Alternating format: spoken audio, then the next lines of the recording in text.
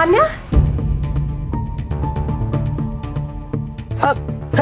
अनन्या तू एजा एजा का करत बड़ो? कविता, हमार ना फ्रूट खाए के मन करत रहला, ऐसे ढूंढत ढूंढत हम तेरा रूम में आ गई।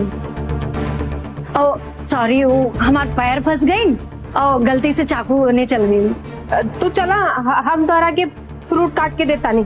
चलो कविता, ऐजा क्यों और बका?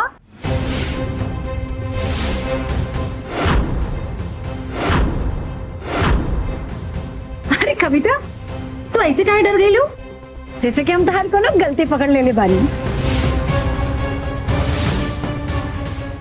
अरे यहाँ क्यों और भगा? रजत तू बड़ा